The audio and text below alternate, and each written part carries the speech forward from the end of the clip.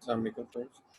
आज हम बात करेंगे लीडरशिप एंड टीम मैनेजमेंट में डेवलपिंग लीडरशिप स्किल्स के ऊपर। और इसमें हमने लास्ट टाइम बात की थी एडमिनिस्ट्रेटिव स्किल्स के।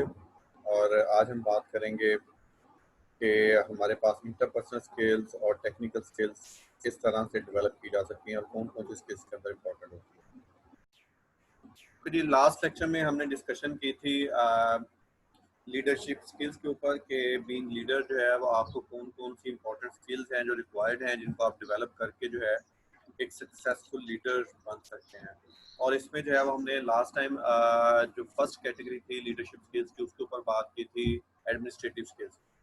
अब हमारे पास जो नेक्स्ट कैटेगरी है हमारे पास वो है सेकंड कैटेगरी इंटरपर्सनल स्किल्स। जब हम इंटरपर्सनल स्किल्स की बात करते हैं तो इट मीन्स ये हमारे जो ह्यूमन बींग्स के लोगों के आपस के जो रिलेशंस हैं उन स्किल्स की हम बात कर रहे हैं। तो interpersonal skills are also called as people skills. These are the abilities that help a leader to work effectively with subordinates, peers, and superiors to accomplish the organization's goals. तो इनको जो है वो people skills भी कहा जाता है और इनका पर्पस क्या है। ये लीडर को इस पोजीशन में लेके आती हैं स्किल्स जो है ताकि वो अपने सबऑर्डिनेट्स के साथ इफेक्टिवली काम कर सकें। वो लोग जो आपके अंडर काम कर रहे हैं, आपके लेवल पे जो लोग हैं उनके साथ आप जो है वो बेहतर काम कर सकें। और जो आपके सुपीरियर्स हैं, जो बॉस हैं आपके, जिनको आप इमीडिएटली जो आपके सुपरवाइजर्स हैं, आप उनको साथ जो है वो बेहतर तरीके से काम कर सकें ताकि आप सब लोग मिल के जो है अपने ऑर्गेनाइजेशन के गोल्स को जो है वो अचीव किया जा सके। तो ऐसी स्किल्स जिसमें लोगों के साथ रिलेशंस इन्वॉल्व होते हैं, लोगों के साथ डीलिंग्स इन्वॉल्व है, लोगों के साथ वर्किंग इन्वॉल्व है, उनको जो है वो हम इंटरपर्सनल स्किल्स कहते हैं।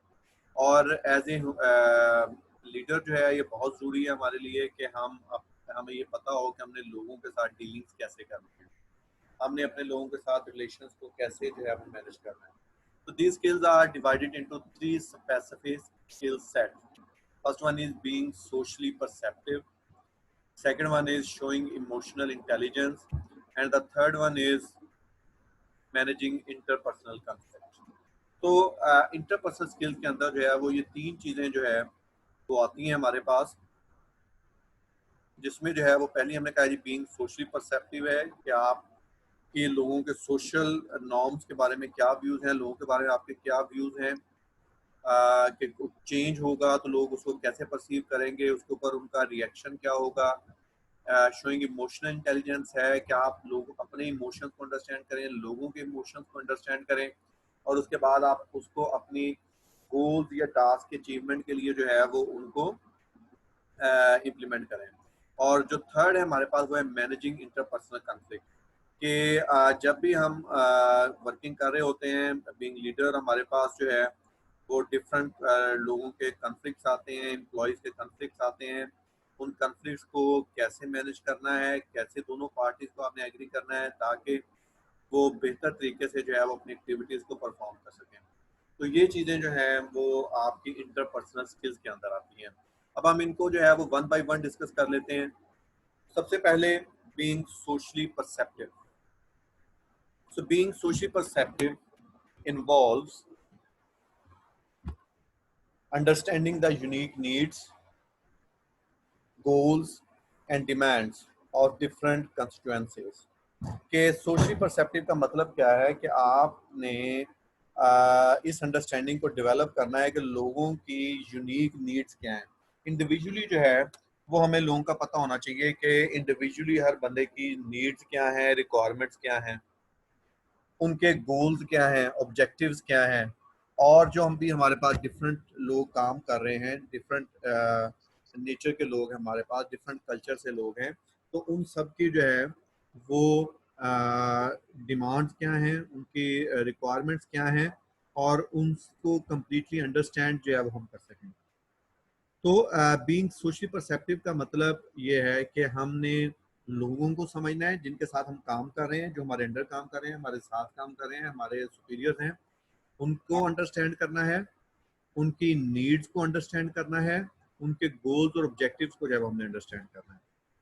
So having insights and awareness of, इसमें जो है वो आपको इंसाइट चाहिए और अवेयरनेस चाहिए कि जो है वो आप किस तरह से जो है लोगों को अंडरस्टैंड कर सकते हैं। और इसके लिए 4 फैक्टर्स आपके लिए इंपॉर्टेंट होंगे कि सोशली परसेप्टिव होने के लिए आप बीइंग लीडर आपको 4 ये मैटर्स हैं, 4 डिफरेंट एलिमेंट्स हैं, 4 डिफरेंट फैक्टर्स हैं जिनके ऊपर जो है वो आपको कंसंट्रेट करना पड़ेगा। First one, what is important to others, कि जो दूसरे लोग हैं उनके लिए क्या चीज़ जो है वो इम्पोर्टेंट है। फर्स्ट चीज़ आपको ये देखनी पड़ेगी कि दूसरे लोग किस चीज़ को इम्पोर्टेंस देते हैं। Second, how they are motivated, वो किस तरह से मोटिवेट होते हैं।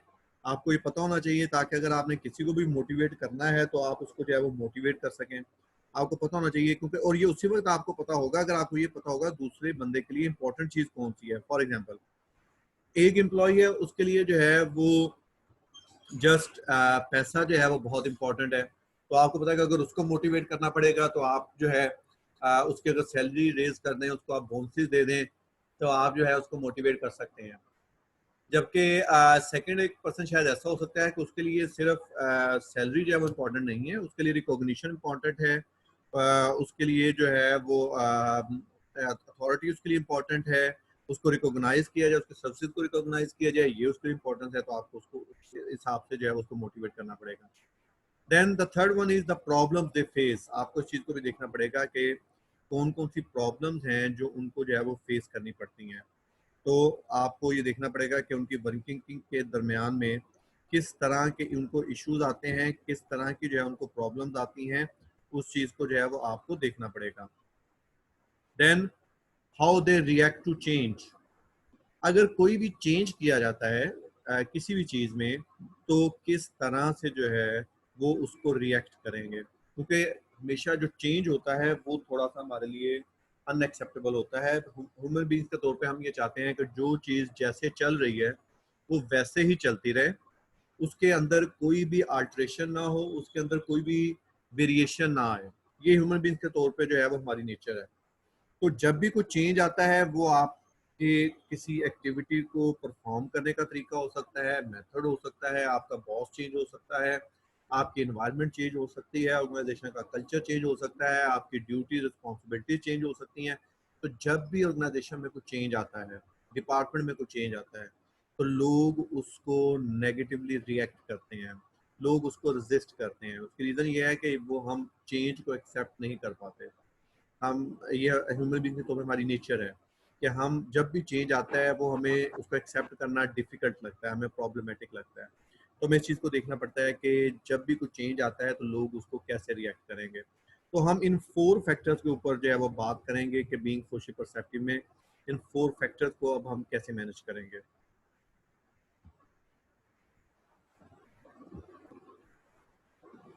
So, being socially perceptive, a leader with social perceptiveness has a keen sense of how employees will respond to any proposed change in the organization.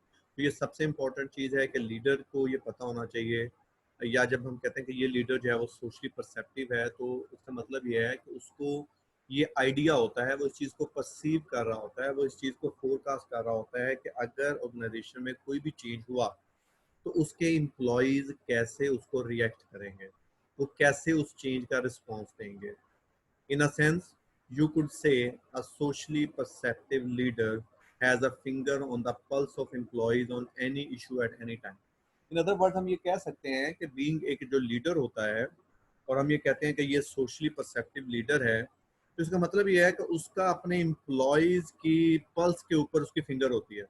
उसको ये पता होता है कि अगर कोई भी इशू हुआ तो मेरे एम्प्लॉयज़ कैसे रिएक्ट करेंगे, मेरे लोग कैसे रिएक्ट करेंगे, मेरे फॉलोअर्स इस चीज़ को कैसे जो है वो रिएक्ट करेंगे। तो उसको जो है वो इस चीज़ का जो है वो पता होना चाहिए, उसको ये आइडिया होना चाहिए कि लोग अगर कोई भी चेंज आएगा तो लोगों का उसका जो है वो कैसे उसको रिएक्शन करेंगे, लोग कैसे जो है उसको बिहेव करेंगे। तो उनकी पल्स के ऊपर जो है वो जो आपका लीडर है उसको जो है वो उसकी फिंगर होनी चाहिए, उसको चीज़ों का पता होना चाहिए। तो वो एक सक्सेसफुल, वो हम कह सकते हैं कि he or she is a socially perceptive leader. So leadership is about change, and people in organizations often resist change because they like things to stay the same. ये वही चीज़ जो हमने डिस्कस की है कि लीडरशिप क्या है। लीडरशिप का मतलब है लोगों को चेंज करना। अगर कहते हैं ये सक्सेसफुल लीडर है तो हम किस बेस पे कहते हैं? वो हम इस बेस पे नहीं कहते कुछ जैसी चीजें चल रही थी उसने वैसे ही सारी चीजें चला दी। इफेक्टिव लीडरशिप का, सक्सेसफुल लीडरशिप लीडर का मतलब ये है कि उसने लोगों को चेंज किया, उसने लोगों को इम्प्रूव किया, उसने मेथड्स को, मैकेनिज्म को चेंज किया। तो इसका मतलब ये है कि लीडरशिप इज अबाउट चेंज, कि आपने उसको चेंज लेके आना है। और जब भी हम किसी ऑर्गेनाइजेशन में चेंज लेके आते हैं, किसी डिपार्टमेंट में चेंज लेके आते हैं, आप किसी कंट्री में चेंज लेके आना चाहते हैं, किसी कम्युनिटी में चेंज लेके आना चाहते हैं, तो सबसे पहले क्या होता है, लोग उसको रेजिस्ट करते हैं। आपके जितने भी फॉलोअर्स होंगे उसको रेजिस्ट करेंगे। उसकी रीज़न क्या है? उसकी रीज़न ये है कि हम चेंज को जो है वो एक्सेप्ट नहीं कर पाते। हम ये चाहते हैं कि जिस तरह से चीज़ें हैं वो वैसी ही रहनी चाहिए, वो चीज़ें चेंज नहीं होनी चाहिए। आप अपनी इन्वायरमेंट में देखिएगा, अगर कभी भी आपका कोई मेथड या मैकेनिज्म चेंज होगा तो हमें प्रॉब्लम होती है। वो हमें, अगर हम चेंज कर रहे हैं कोई मेथड या मैकेनिज्म तो हमारे फॉलोअर्स को प्रॉब्लम होगी, और अगर जो है वो हमारी टॉप मैनेजमेंट जो है उसको चेंज कर रही है तो हमें प्रॉब्लम होगी कि हम उस चेंज को जो है वो एक्सेप्ट नहीं कर पा रहे होंगे। तो जब भी कुछ चेंज आता है तो उसमें जो है वो थोड़े से इश्यूज आते हैं। फॉर एग्जांपल जैसे ये ऑनलाइन क्लासेस हमने स्टार्ट की, ट्रेडिशनल टीचिंग मेथड से ऑनलाइन मेथड में शिफ्ट हुए, तो आपको पता है कि इसमें जो भी प्रॉब्लम्स आई, डिफिकल्टीज आई, वो क्या था, वो बेसिकली जो है वो एक चेंज था कल्चर में। और वो चूंकि चेंज हम उसको यूज टू नहीं थे, हम उसको एक्सेप्ट नहीं कर पा रहे थे, लेकिन जब एक्सेप्ट कर लिया तो अब हम ये चाह रहे हैं कि इट्स ए कंफर्टेबल वे, इसको भी कंटिन्यू किया जा सकता है। तो स्टार्टिंग लीडरशिप क्या है? लीडरशिप ये है कि जब भी आपका कुछ चेंज आता है, आपके लोगों ने रेजिस्ट करना है, तो आप कैसे अपने फॉलोअर्स को ये इस पोजीशन में लेके आएंगे, अपने एम्प्लॉयज को इस पोजीशन में लेके आएंगे, उस चेंज को एक्सेप्ट करें और उसके साथ use. So novel ideas, different rules, or new ways of doing things are often seen as threatening because they do not fit in with how people are used to things being done. तो जब भी कोई नया ideas आते हैं, कोई नए rules regulation आते हैं, चीज़ों को परफॉर्म करने के न्यू वेज आते हैं, न्यू मेथड या टेक्निक्स आती हैं, तो वो हमें थ्रेटनिंग लगते हैं, वो हमें प्रॉब्लमेटिक लगते हैं। उसकी रीज़न क्या है? उसकी रीज़न ये है कि वो जिस तरह से हम लोगों को आदत होती है चीज़ों को परफॉर्म करने की, जिस तरह से हम यूज टू होते हैं चीज़ों को करने के लिए, वो हमारे साथ फिट नहीं हो पाती। तो जब भी कोई न्यू टेक्नोलॉजी आती है, कोई न्यू आइडियाज आते हैं, तो वो उसको रेजिस्ट किया जाता है। इसको आप अपनी ऑर्गेनाइजेशन में इस तरह से भी देख सकते हैं कि सपोज आपके जो है बॉस है, आपके मैनेजर्स हैं और वो एजेड है, उनके बहुत ज़्यादा एक्सपीरियंस हो चुका हुआ है। तो जब भी यंग मैनेजर्स कोई आते हैं या यंग लीडर्स आते हैं या यंग एम्प्लॉयज़ आते हैं और वो न्यू टेक्नोलॉजी की बात करते हैं, वो न्यू वेज की बात करते हैं, वो न्यू मेथड या टेक्निक की बात करते हैं, तो जो आपके सीनियर लोग होते हैं वो उनको रेजिस्ट करते हैं।